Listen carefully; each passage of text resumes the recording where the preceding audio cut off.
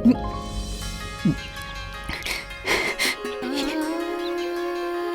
भी मीठा है, लीजिए खाइए प्रभु। आपका ये प्रेम देखकर माता कौशल्या का स्मरण हो आया। आप उन्हीं की माते चुन चुनकर मीठे बेर मुझे खिला रही हैं।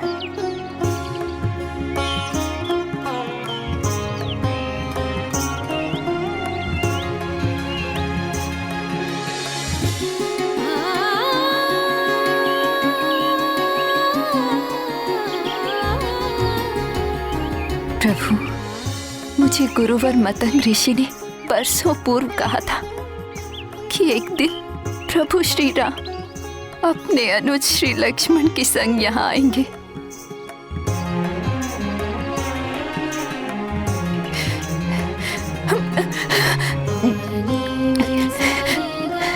ये भी मीठा है।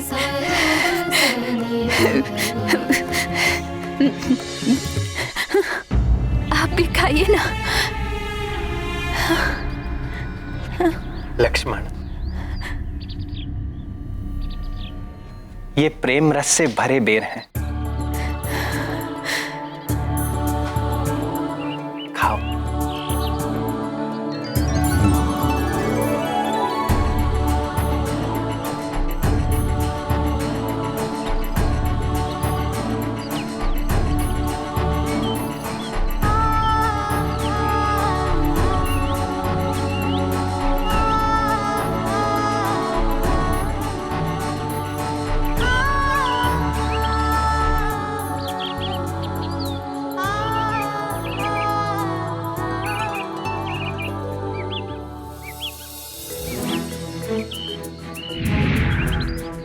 भक्तिन शबरी माता की कुटिया से दिव्य आभा आलोकित हो रही है। कहीं वही तो नहीं है मेरे प्रभु श्री राम?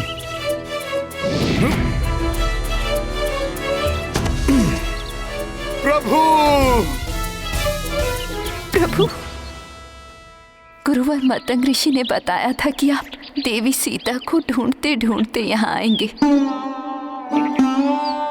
आप पंपा सर जाइए, वहाँ ऋष्यमुख पर्वत पर वास करने वाले महाबली सुग्रीव से भेंट कीजिए। सुग्रीव जी आपकी अवश्य सहायता करेंगे।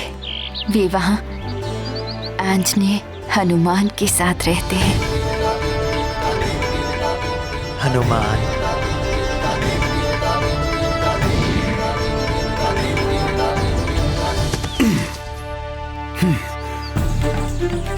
अब तो प्रभु राम से मेरी भेंट हो ही जाएगी।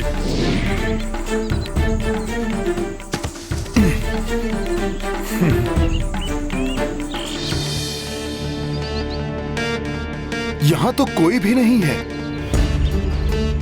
माता शबरी,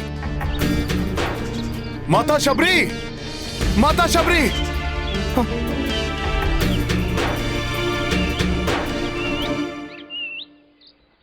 माता शबरी भी यहां नहीं है।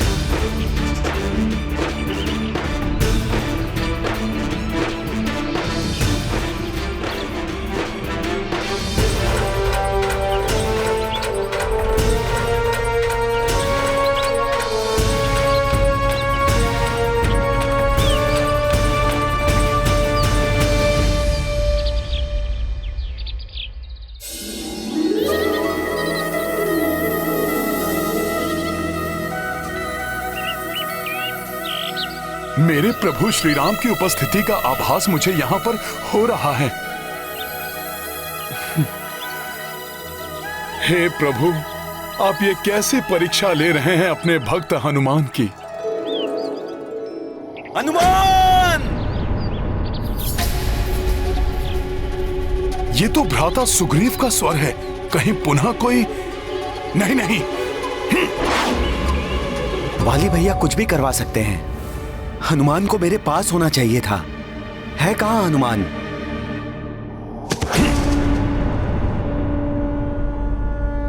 मैं यहां हूं भ्राता सुग्रीव। क्या हुआ?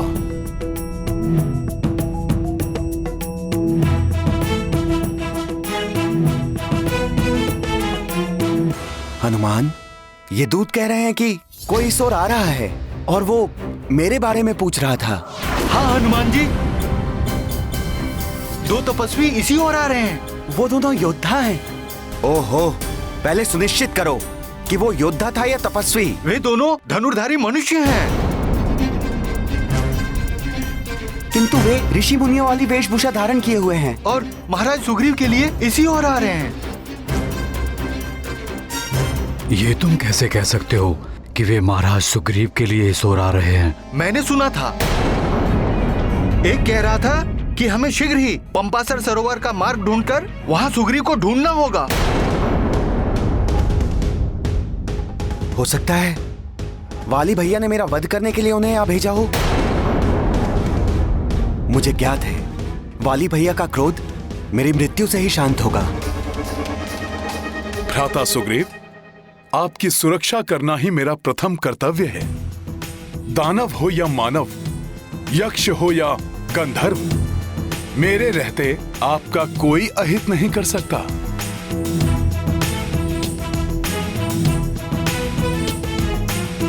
तो जाओ हनुमान, ज्ञात करो, ऋषियों का छद्म वेश धारण किए हुए वे धनुर्धारी कोई भी हो सकते हैं, मेरे शत्रु भी, जो मेरे लिए इस ओर आ रहे हैं।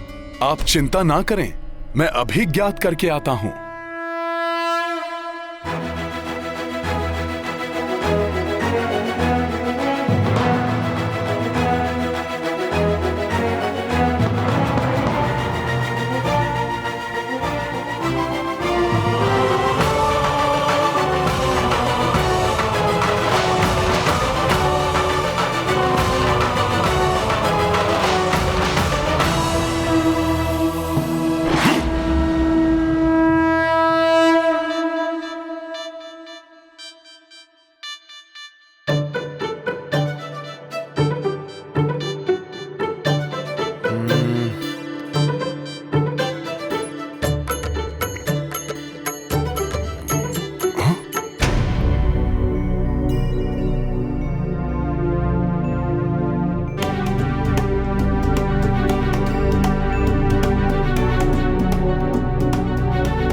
अच्छा, यही हैं वो दोनों ऋषि वेशधारी।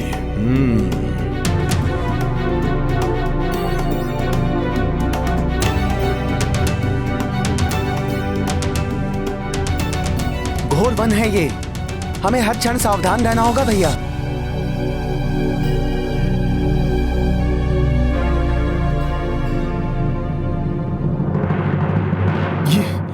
इनका ये तेजस्वी मुखड़ा, कहीं ये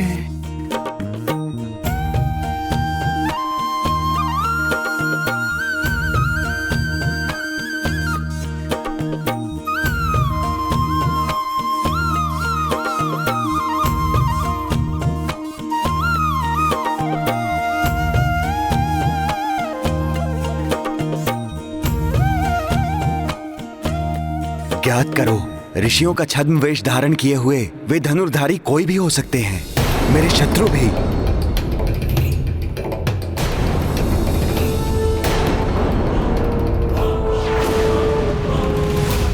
शत्रु जैसे नहीं लग रहे हैं ये। भ्राता सुग्रीव की शंका मुझे निराधार प्रतीत हो रही है।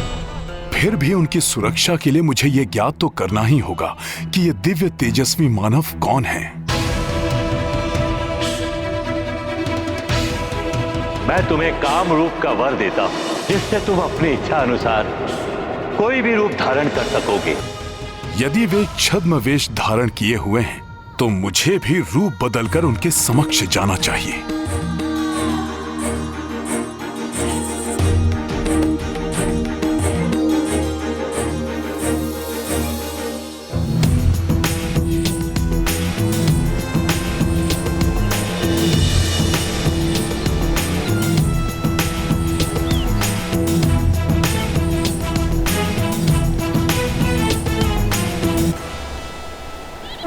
अभी ज्ञात हो जाएगा कि कौन है वो दोनों धनुर्धारी।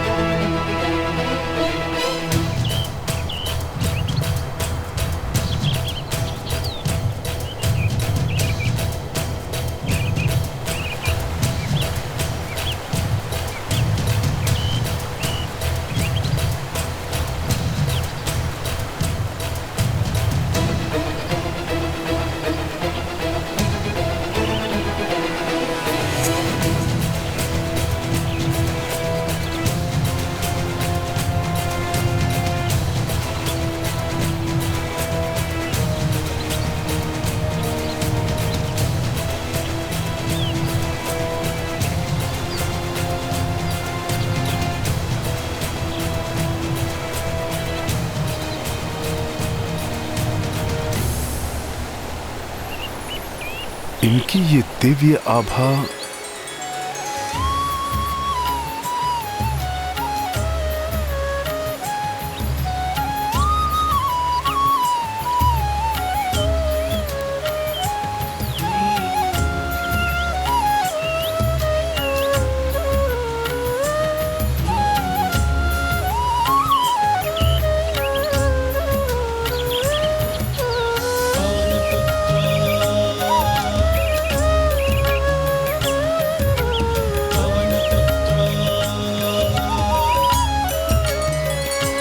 प्रणाम। प्रणाम ब्राह्मण देव।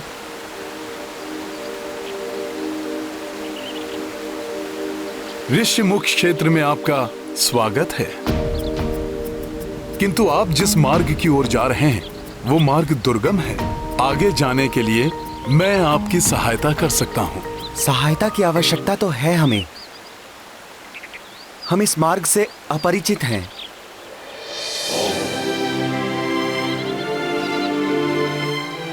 तो कृपया आप अपना परिचय दीजिए। आप कहां से आ रहे हैं? क्या उद्देश्य है आपके आगमन का? कौन हैं आप? तुम्हें क्या प्रतीत हो रहा है?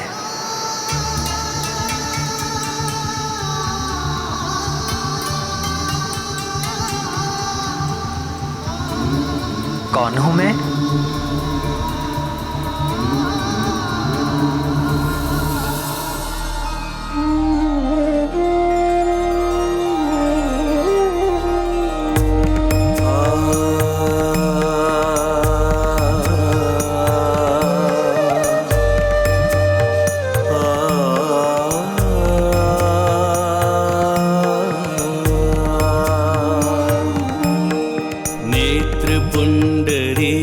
पटल बाहुबल महाप्रबल, रोम रोम आपका तेज से प्रदीप्त है।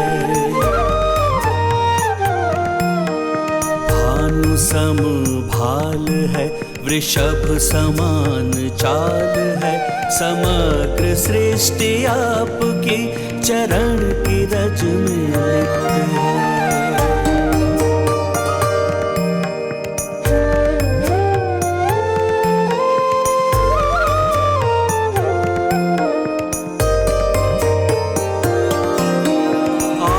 सत्यनिष्ठ है, बखान करना क्लिष्ट है, गज की सूंड के समान आपकी भुजाएं हैं।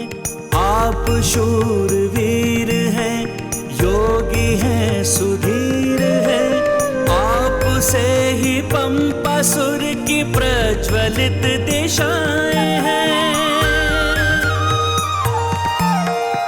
आपको नमन करूं, पद का प्रक्षालन करूं, आपके दरस से भाव में यही विराम है। प्रतीत हो कदाचिता आप हैं परम पिता, आपको है श्री प्रभु शत शत प्रणाम है। आपको है श्री प्रभु शत शत प्रणाम है। आपको है श्री प्रभु शत शत प्रणाम है।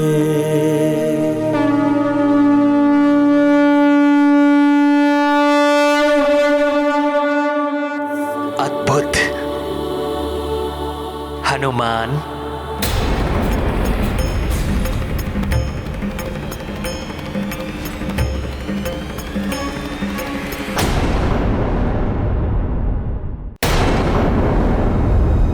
आपने मुझे कैसे पहचान लिया?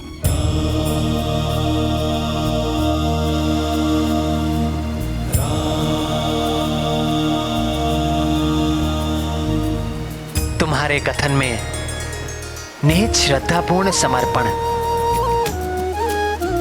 वाक्य विन्यास का लालित्य, व्याकरण की शुद्धता, कवित्व की विद्वता, ये सब कोई वेदों का ज्ञाता ही बोल सकता था। बल और पांडित्य का अद्भुत मिलन। मात्र हनुमान ही हो सकता है। तुम्हारे दिव्य कर्ण कुंडल और कंठहार तुम्हारी पहचान है हनुमान।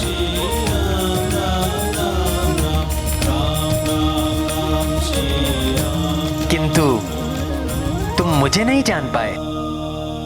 आप मेरे दिव्य कुंडल और कंठहार देख सकते हैं, किंतु जगत में मात्र 3 व्यक्ति ही उन्हें देख सकते हैं। मेरी माता, मेरे गुरुदेव और मेरे आराध्य प्रभु श्री राम। मैं तुम्हारा गुरुदेव नहीं हूं, मां भी नहीं हूं।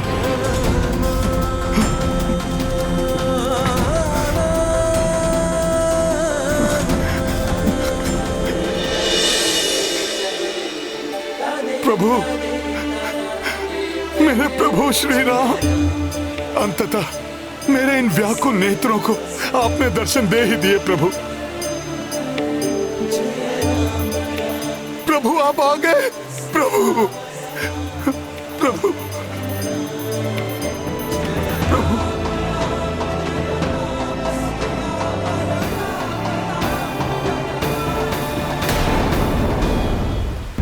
प्रभु, आपको देखकर स्वतः ही मेरे जुड़ते हाथ, मेरा झुकता हुआ शीश, आपके श्री चरणों में बैठने को करता हुआ मेरा मन मुझे यही इंगित कर रहे थे कि आप मेरे प्रभु के अतिरिक्त कोई और हो ही नहीं सकते। प्रभु, नहीं हो सकते। आप आ गए प्रभु, प्रभु आप आ गए।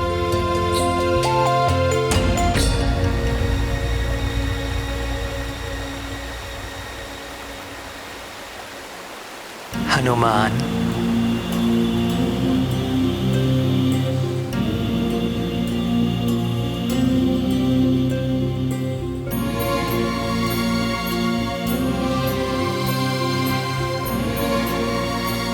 मेरे बंधु, मेरे सखा, मेरे सहायक,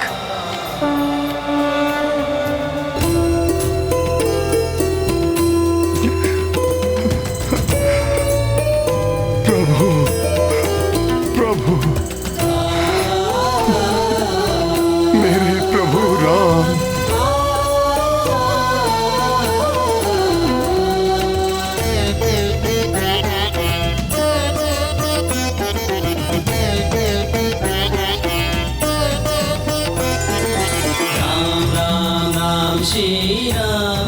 सभी दुखों से मुक्ति दिलाने वाला तारक मंत्र राम। आज से तुम इसी नाम का जप करोगे, जिसकी साधना से प्रभु श्री राम से तुम्हारा शुभ मिलन होगा, जिसके उपरांत तुम योग की अंतिम अवस्था राजयोग प्राप्त करोगे, जो तुम्हारे मस्तिष्क को असीमित ऊंचाइयों तक ले जाएगा और तुम योग के सर्वोच्च शिखर कैवल्य अर्थात समस्त बंधनों से परे जाकर सत्वर को प्राप्त कर लोगे। तुम स्वयं राममय हो जाओगे, श्री राम की भांति ही महाशक्तिशाली महायोगी हो जाओगे।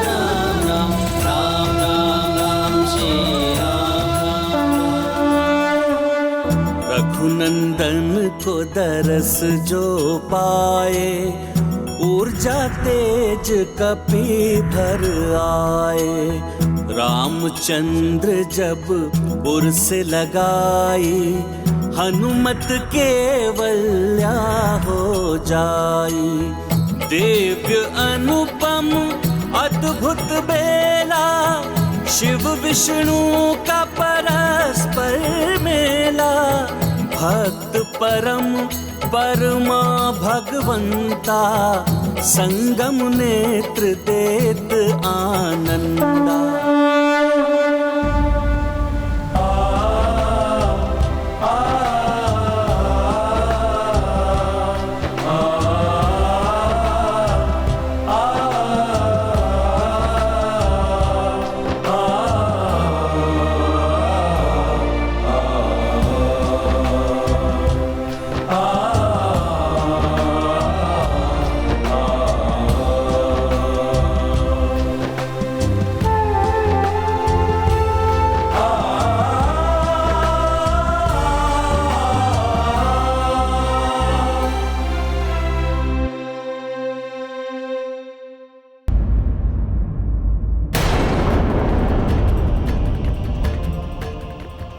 प्रभु, आपके इस आलिंगन के पश्चात ये प्रतीत हो रहा है कि जैसे मैं समस्त भाव बंधनों से मुक्त हो गया हूं। मेरा मन मस्तिष्क, मेरा चित्त एक असीम शांति और अलौकिक आनंद से परिपूर्ण हो गया है प्रभु। यही स्थिति होती है कैवल्य की। हनुमान, हम यहाँ सुग्रीव से भेंट करने आए हैं। प्रभु, महाबली सुग्रीव मेरे भ्राता समान हैं। मेरे परम मित्र हैं वे, और मैं उनके मंत्रियों में से एक हूं। वे वहां ऋष्यमुख पर्वत के शिखर पर वास करते हैं। मैं शीघ्र ही आपको वहां पर ले चलता हूं प्रभु। उस पर्वत के शिखर पर? लक्ष्मण, हमें शीघ्र ही उस पर्वत शिखर पर चढ़ना होगा। क्षमा करें प्रभु, ऋष्यमुख पर्वत पर चढ़ाई करना अत्यंत कठिन है। यदि आपको आपत्ति ना हो तो मैं आप दोनों को अपने कंधों पर बिठाकर वहां ले जा सकता हूं। ये कैसे संभव है हनुमान? लक्ष्मण भैया, जिसके साथ प्रभु श्री राम हो, उसके लिए क्या संभव और क्या असंभव। जय श्री राम। आपकी आज्ञा है प्रभु।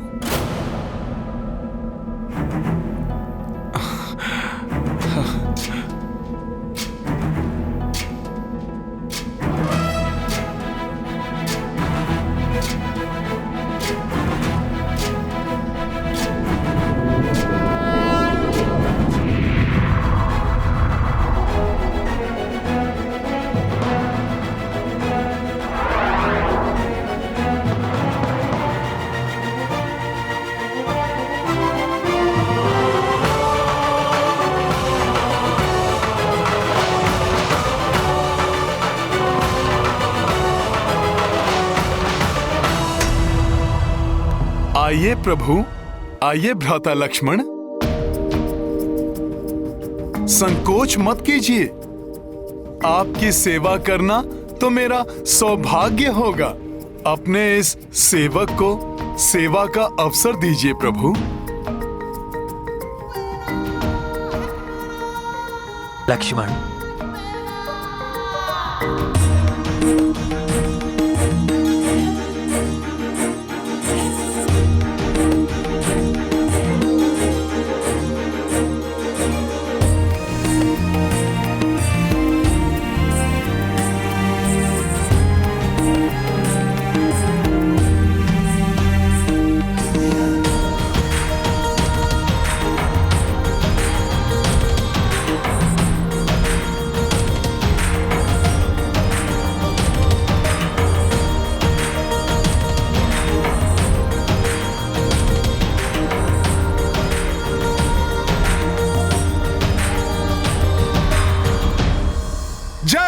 श्री राम।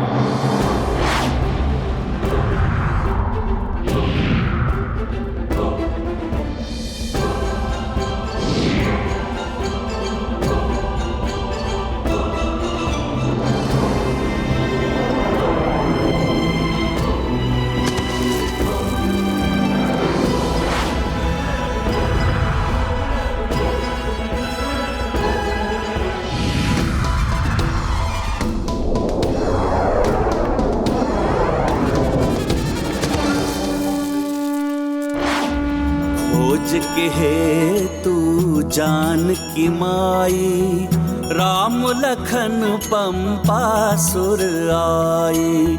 दुर्गम काज बजरंग सवारा, धर लियो भीम रूप आकारा। कांधे पे दो भ्रात बिठाई, हनुमत यात्रा पूर्ण कराई। रघुनंदन हर्षित पुलकिता, सेवत राम शिवांश मुदिता।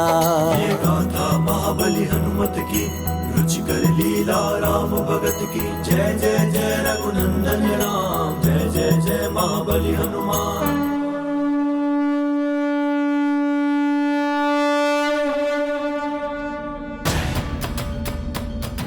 महाराज सुग्रीव, वो देखिए हनुमान जी आ गए। उनके साथ 2 तपस्वी भी हैं।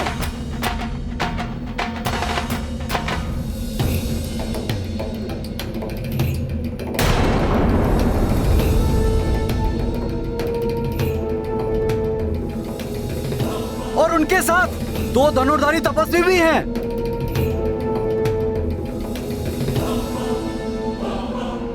हनुमान इन धनुर्धारियों को यहाँ क्यों ला रहे हैं? न जाने ये मित्र हैं या शत्रु।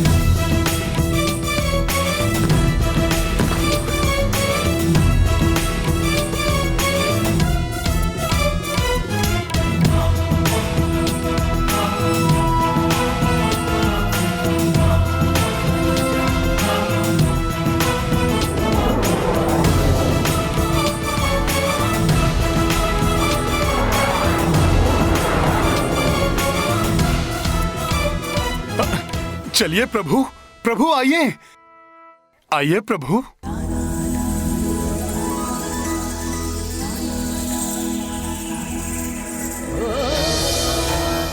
भ्राता सुग्रीव,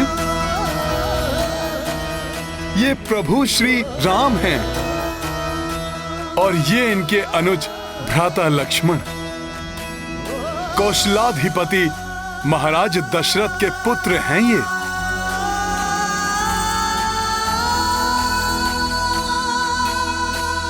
प्रभु श्री राम विशेष रूप से आपसे भेंट करने आए हैं। प्रभु श्री राम, ये महाबली सुग्रीव हैं। राम महाराज।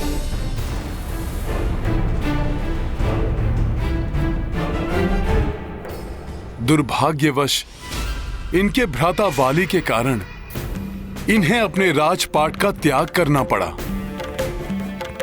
और ऋष्यमुख पर्वत पर शरण लेनी पड़ी।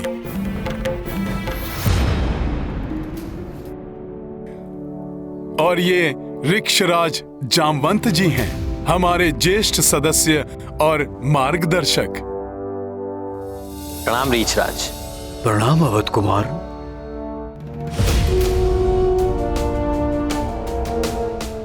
वानरराज सुग्रीव जी, हम यहाँ इसलिए आए हैं कि आप मेरी भार्या सीता को ढूंढने में मेरी सहायता करें। राक्षस राज रावण उन्हें अपहृत करके अपने विमान में कहीं ले गया है। विमान से?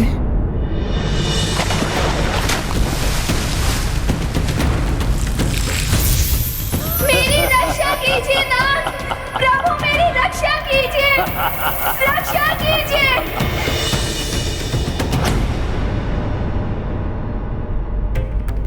हनुमान को क्या हुआ अकस्मात?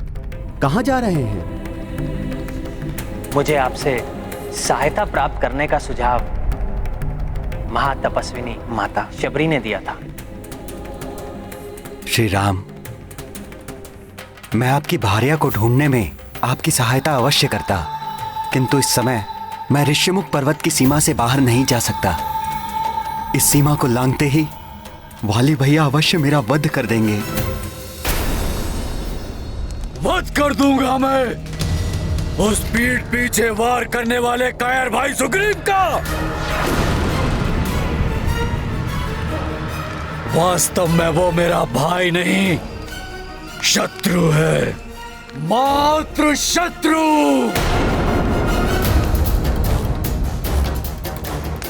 ऋषिमुख पर्वत पर छिपकर बैठा है वो धूर्त। मैं उस संपूर्ण पर्वत को जलाकर ही भस्म कर दूंगा। स्वामी, जो भी करना हो सोच विचार करके कीजिएगा। सुना है उस पर्वत पर हनुमान और सुग्रीव के साथ कुछ और योद्धा भी जुड़ गए हैं। कुछ योद्धा तो क्या, वो योद्धाओं की पूरी सेना भी ले आए तो महानतम वाली के समक्ष कोई पल भर भी नहीं टिक पाएगा। स्वामी, आपकी बल और वीरता पे मुझे कोई संदेह नहीं है, परंतु नीति हमेशा ही कहती आई, आपका शत्रु कितना शक्तिशाली है या किस प्रकार वो शक्ति संचय कर रहा है, इस पर सदा ही आपकी दृष्टि होनी चाहिए।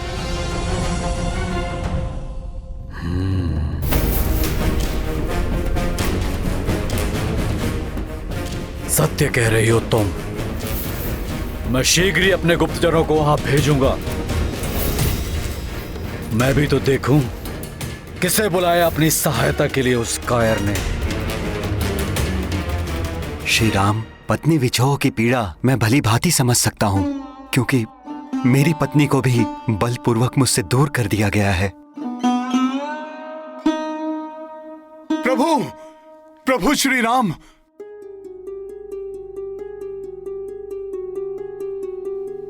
ये आभूषण देखिए। ये आभूषण कदाचित माता सीता के ही हैं।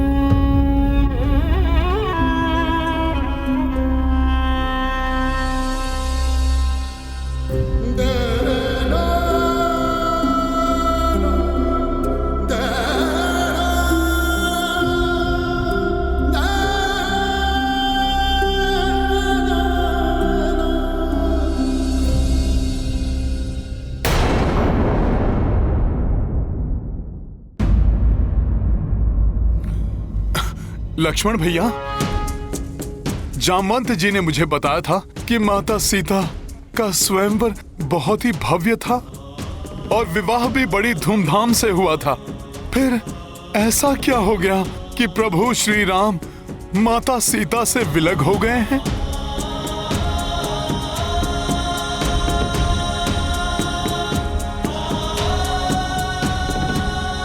और आप लोगों के तन पे ये राजसी वस्त्र के स्थान पर ये तपस्वी के वस्त्र क्यों? हनुमान जी, हुआ ये कि विवाह के पश्चात हम सब अयोध्या लौट आए। तब पिताश्री महाराज दशरथ ने युवराज पद के लिए बड़े भैया श्री राम के राज्याभिषेक की घोषणा करा दी, किंतु माता कैकेयी चाहती थी युवराज पद भ्राता भरत को मिले।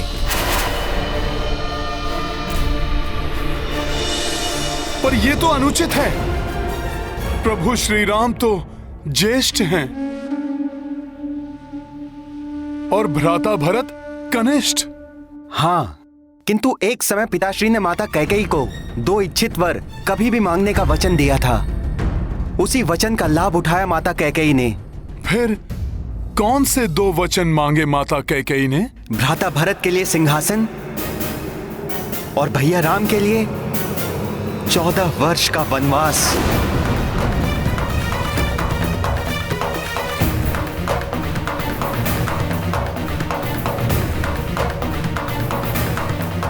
ये तो बड़ा ही कठोर वचन मांग लिए माता कैकेयी ने। हाँ, रघुकुल रीत सदा चली आई, प्राण जाए पर वचन न जाए। वचन की बेड़ियों ने विवश कर दिया था पिताश्री को। फिर क्या हुआ? फिर माता कैकेयी ने अपने कक्ष में उपस्थित होने के लिए उन्हें संदेश भिजवाया। महाराज, ऐसे में यदि मैंने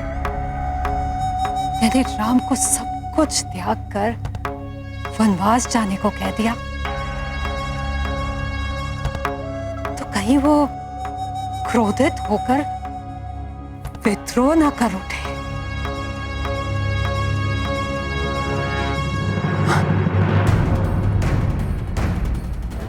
हो सकता है महाराज, हो सकता है कि वो मुझ पर आक्रमण भी कर दे। तब तो तुमने अब तक राम को पहचाना ही नहीं। मैं ये सब कुछ भी नहीं जानती। आपको सतर्क रहना होगा। जब राम प्रणाम माता, आपने मुझे बुलवाया?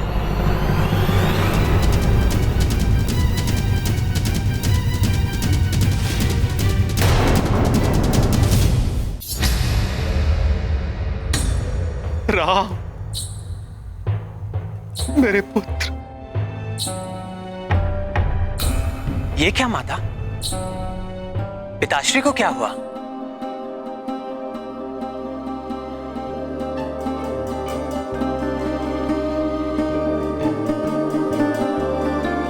पिताश्री। राम, राम। पिताश्री, आप कुशल तो हैं ना? ये कुशल से है, इनकी चिंता तुम मत करो। राम, मैंने तुम्हें यहाँ किसी विशेष कारण से बुलाया।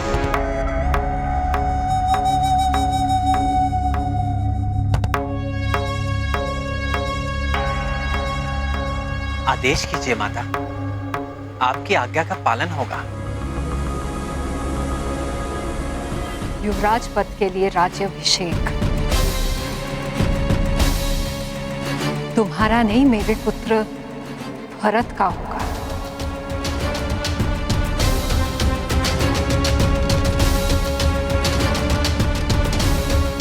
और तुम्हें 14 वर्षों के लिए वन में वास करना होगा।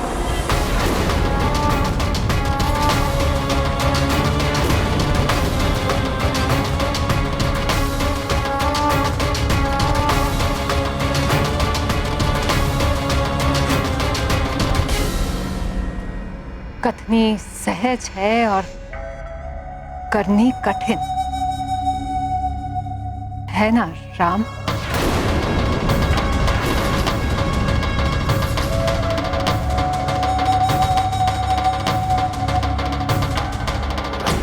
आपकी आज्ञा मुझे स्वीकार है माता।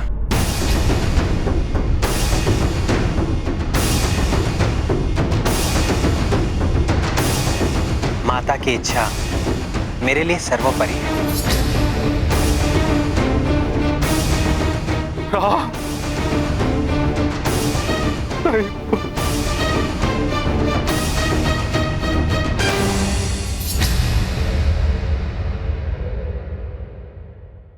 महान आत्मा है प्रभु श्री राम, जो उन्होंने माता के अन्यायपूर्ण आदेश को भी बड़ी सहजता और प्रसन्नता के साथ स्वीकार किया।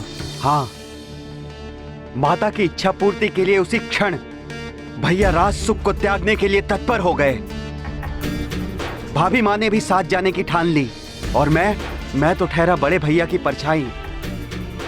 मैं इनके बिना कैसे रह सकता था।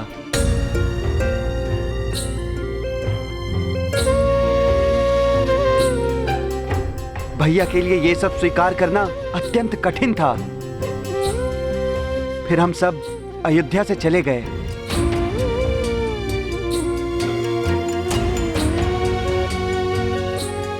तेरह वर्षों तक हमने वनों में सुखपूर्वक जीवन व्यतीत किया, अनेकों ऋषि मुनियों का आशीर्वाद प्राप्त किया, किंतु वनवास के अंतिम वर्ष में दुर्भाग्य की काली छाया ने हमारे सुखों को लील लिया। दुर्भाग्य की काली छाया ने हमारे सुखों को लील लिया। काली छाया ने हमारे सुखों को लील लिया। मैं हूँ सूर्पनखा।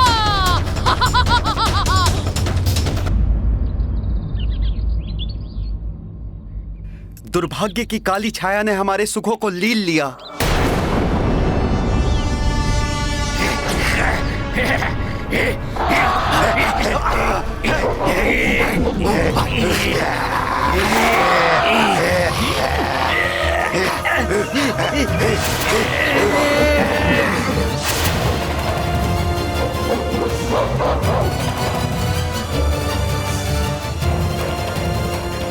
देख रहे हो, हनुमान है वहां। उसे कदापि ज्ञात नहीं होना चाहिए कि मैं मायावी वानराक्ष अपने मायावी अनुचरों के साथ इनके ऊपर दृष्टि रखे हुए हूँ। कोई ध्वनि नहीं, कोई हलचल नहीं।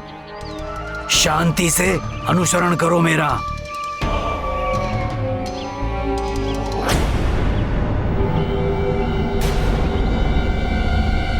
कुछ असामान्य सा हो रहा है यहाँ। फिर क्या हुआ लक्ष्मण भैया? और कौन था जिसके दुर्भाग्य की काली छाया ने मेरे प्रभु श्री राम को घेर लिया? कहीं ये वो तो नहीं जिसने सीता माता का हरण किया था? इसका कारण राक्षसी शूर्पनखा थी। एक बार वन में भैया को देखकर वो उन पर मोहित हो उठी। उसने भैया के समक्ष विवाह का प्रस्ताव रखा। भैया ने मना किया तो मेरे पास आई।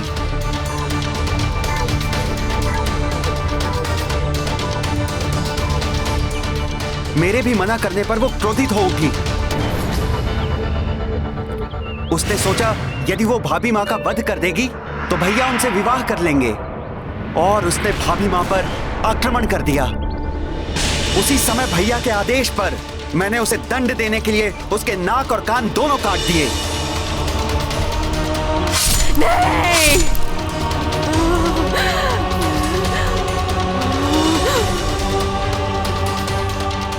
ये सब यहीं समाप्त नहीं हुआ। प्रतिशोध की अग्नि में जलती हुई शूर्पनखा महाराक्षसों खरदूषण और उनकी 14 सहस्त्र सेना के साथ आ गई। शूर्पनखा के अपमान का प्रतिशोध तुम्हारे वध से पूरा होगा वनवासियों।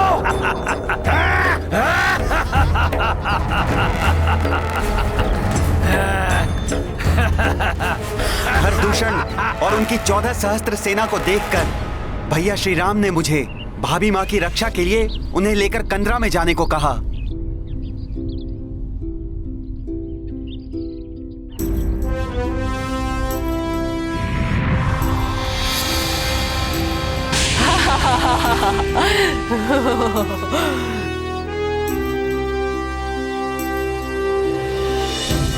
और तब बड़े भैया ने अकेले ही खरदूषण और उनकी सेना का सामना किया।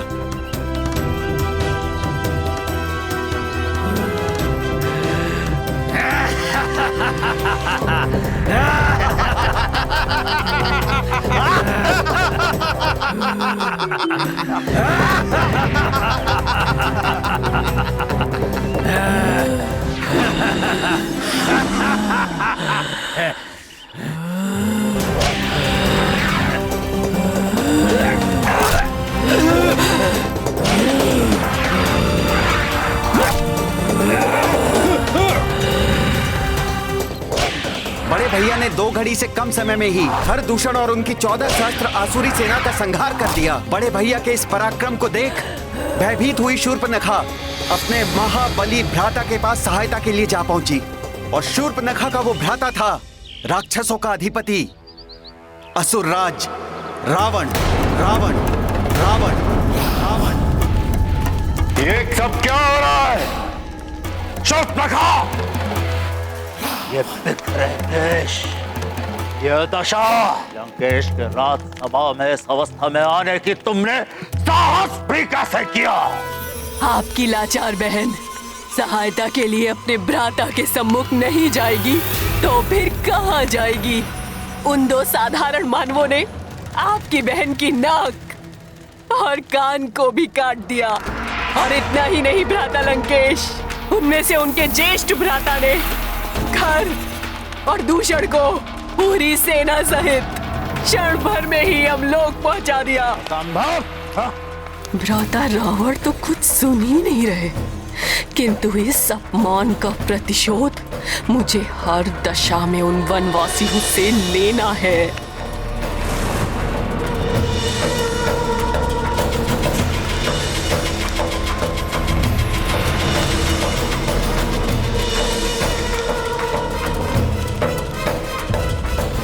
सुंदर, अति सुंदर।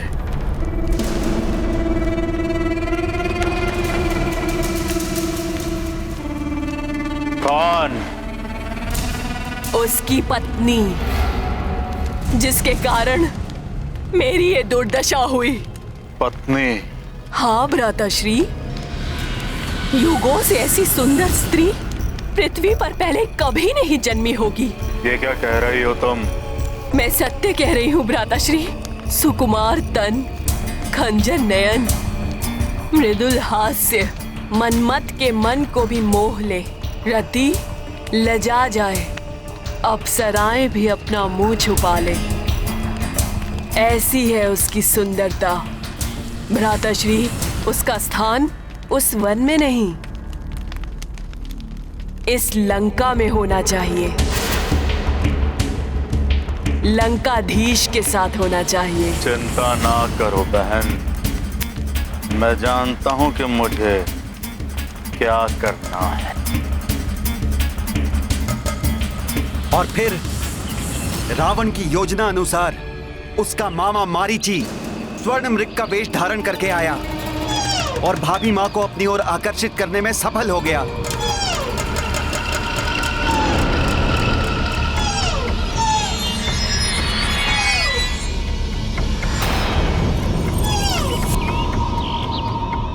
इतना सुंदर स्वर्ण मृग। उस स्वर्ण मृग ने भाभी मां को ऐसा लुभाया कि वो बड़े भैया से उसे लाने के लिए हट कर बैठी।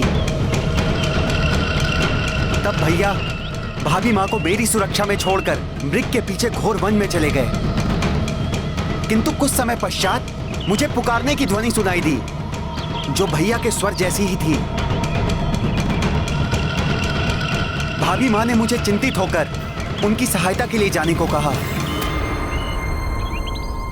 लेकिन भाभी मां को मैं असुरक्षित वन में नहीं छोड़ सकता था। इसीलिए मैंने कुटिया की चारों ओर एक दिव्य रेखा खींच दी, जिससे कि कोई भी आसुरी शक्ति उस कुटिया में प्रवेश ना कर सके।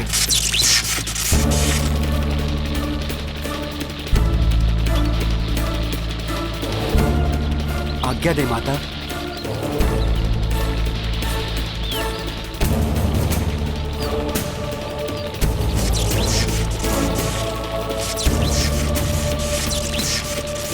और मैंने भाभी मां को रेखा लांघने से भी मना कर दिया।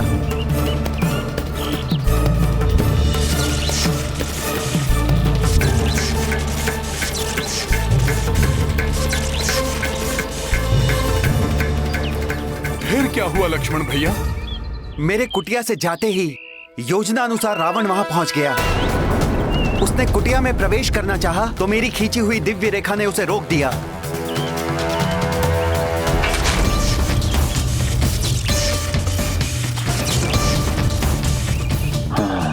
तो अदृश्य सुरक्षा रेखा से सुरक्षित किया गया है इस कुटिया को। तब उस मायावी ने भिक्षुक का वेश धारण किया।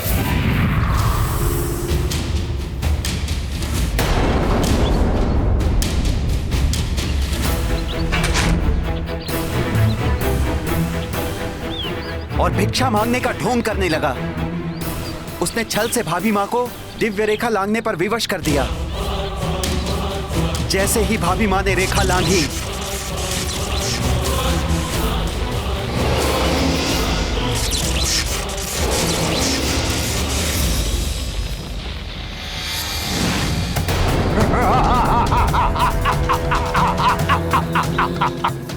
कौन हो तुम? लंकेश दशानन रावण।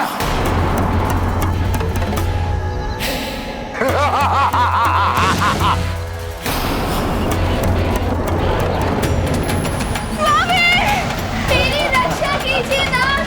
प्रभु मेरी रक्षा कीजिए, रक्षा कीजिए स्वामी। और भाभी मां को अपहरित करके अपने पुष्पक विमान से ले गया। मेरी रक्षा कीजिए नाथ। प्रभु मेरी रक्षा कीजिए, रक्षा कीजिए।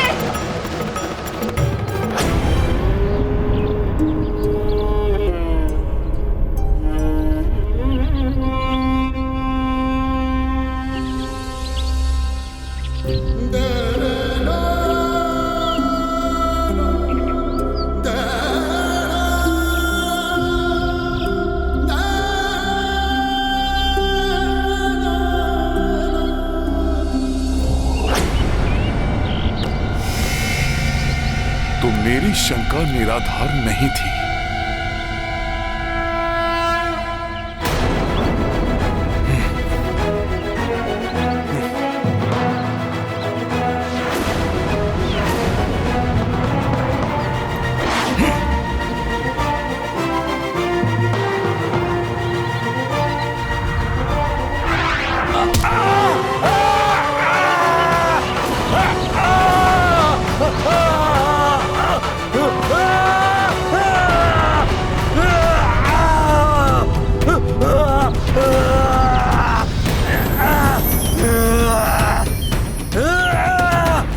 हनुमान, वो किष्किंधा के मायावी गुप्तचर हैं।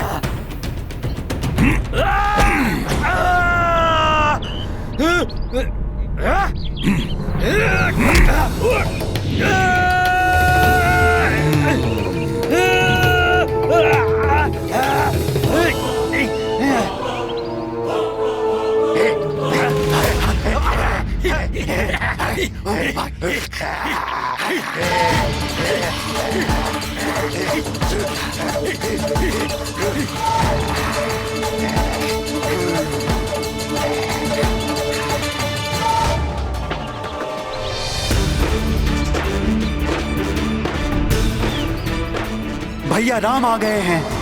अब किसी और की आवश्यकता नहीं। इस प्रकार बचकर नहीं जा पाओगे तुम सब यहां से।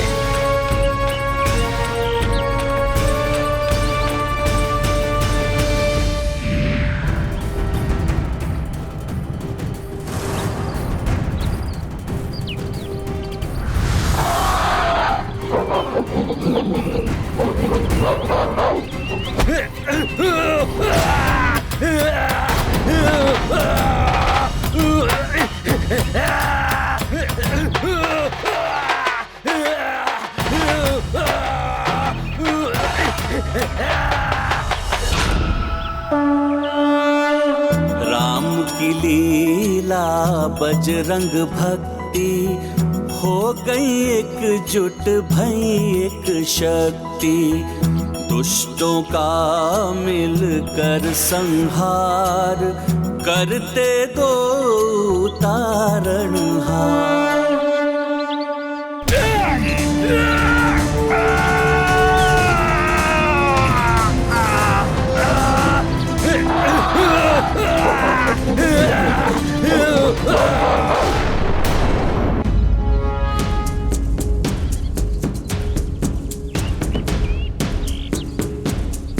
मित्र,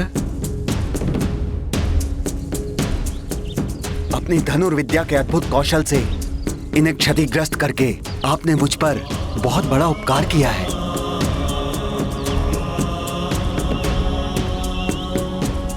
अन्यथा ये वाली भैया तक मिथ्या सूचना पहुंचाते कि मैंने उनका वध करने के लिए किसी योद्धा को नियुक्त किया है, या आपसे मित्रता कर उनको परास्त करने का उपाय कर रहा हूं। मित्रता? हाँ भ्राता सुग्रीव, ये तो अति उत्तम विचार है। क्षमा कीजिएगा, छोटा मुंह और बड़ी बात कहने का साहस कर रहा हूं। अपने राजपाट और जीवन संगिनी के सानिध्य से वंचित आप दोनों एक ही पीड़ा से ग्रस्त हैं। यदि आप दोनों में मित्रता हो जाए तो आप दोनों एक दूसरे की सहायता कर सकते हैं। एक दूसरे की सहायता? सावधान मित्र हनुमान, यदि ये सूचना वाली भैया तक पहुंच गई फिर तो संभवतः वो मेरे अंत का प्रबंध कर देंगे। शाल के विशालकाय वृक्षों को मुग्धर बनाकर अपना व्यायाम करने वाले, अपने मुष्टि के प्रहार से पर्वतों को धूल में परिवर्तित करने वाले, दुंदुभी जैसे राक्षस का वध करके उसे कई योजन दूर फेंकने की शक्ति रखने वाले,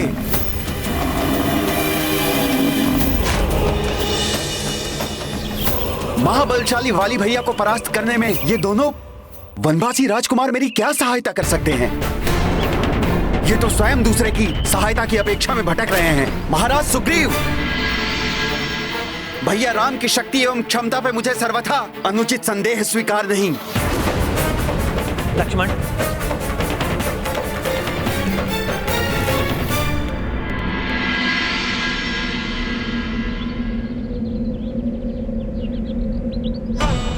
क्षमा करें आर्य। भ्राता सुग्रीव आप दोनों के बल और पराक्रम से पूर्णतः परिचित नहीं हैं। इसीलिए वो प्रभु के सामर्थ्य पर विश्वास करने में असमर्थ हैं।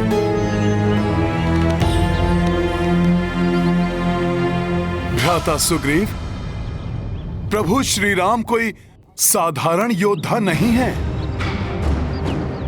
अपने एक ही बाण से रावण के संबंधी खरदूषण और उनकी सेना के 14 सहस्त्र असुरों का संहार करने वाले प्रभु श्री राम अवश्य वाली भैया को परास्त कर आपको किष्किंधा के सिंहासन पर आसीन करेंगे।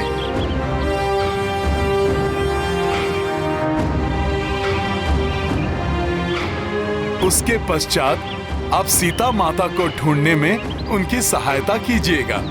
हनुमान, श्री राम अवश्य ही प्रवीण योद्धा हैं, किंतु दशानन रावण को सहजता से हराने वाले वाली भैया का वध करना तो दूर, उन्हें युद्ध में पराजित करना भी इनके लिए असंभव है।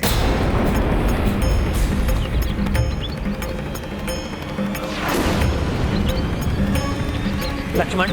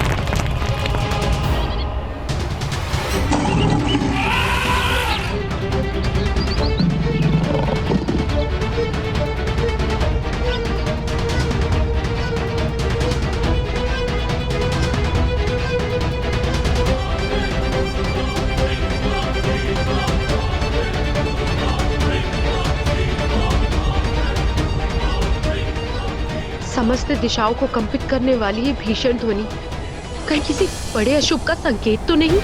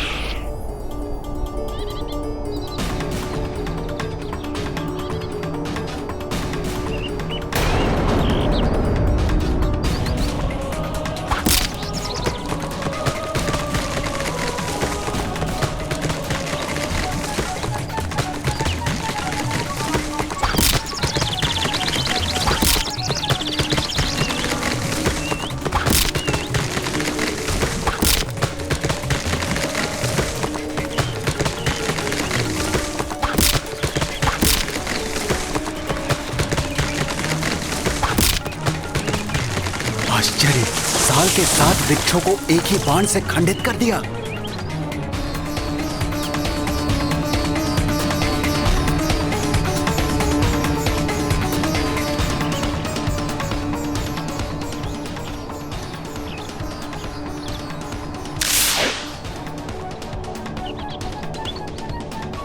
उसी एक बाण से दुंदुभी के विशाल काय अस्थि पंजर को अनेकों योजन दूर फेंक उस पर्वत को कण कण में खंडित कर दिया।